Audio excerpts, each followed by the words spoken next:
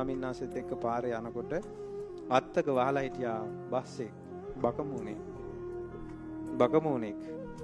බකමූණා දැක් බුදුරජාණන් වහන්සේ පාරේ වඩිනකොට දැක්කා. පාරේ වඩිනවා දැකලා බුදුරජාණන් වහන්සේ බකමූණා කල්පනා කළේ මොකද්ද?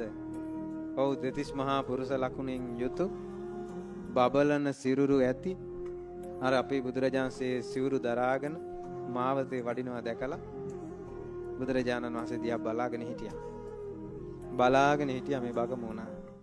බලාගෙන ඉඳලා හිත ඇතුලේ බකමූණාගේ මූණේ වෙනසක් වෙන්නේ නැහැ. මූණ පුම්බගෙන හිටියේ. හිත ඇතුලේ මහා ප්‍රීතියක් හටගත්තා, සතුටක් හටගත්තා, මහා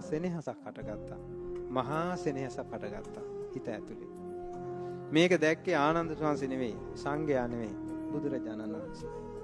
බුදුරජාණන් වහන්සේ දිහාම බලාන හිටියා. රූපේ දිහා බලාගෙන. එයි ජීවමාන බුදුරජාණන් වහන්සේ. දැන් අපි ප්‍රතිමා රත්නයක් වැඩමුවා මෙහෙට. කොච්චර ලස්සනද බලන්න. කොච්චර ලස්සනද මේ ප්‍රතිමා වහන්සේ. බුදුරජාණන් වහන්සේත් මේ වගේම ඉන්න ඇති කියලා අපි හැදුවට මේ 1000න් පංගුවෙන් පංගුවක්. ඒ බුදුරජාණන් වහන්සේ මාවතේ වඩිනකොට අර බකමූණට හිත පහදිනකොට බුදුරජාණන් වහන්සේ වදාලා ආනන්ද අර අත්තුඩ ඉන්න බකමූණ දැක්කද? ওই බකමූණට සාකරුණා බුදුරජාණන් කියන හිතේ ප්‍රසාදයක් හටගත්තා. ආනන්ද ওই බකමූණ මේ ජීවිතෙන් පස්සේ සුගතිය යනවා. ආනන්ද අනාගතේ බුදුවරු නැති කාලේ අනාගතේ සෝමනස්ස කියලා පසේ බුදු කෙනෙක් වෙලා උපදිනවා. ওই බකමූණ සෝමනස්ස කියලා පසේ බුදු කෙනෙක් වෙනවා.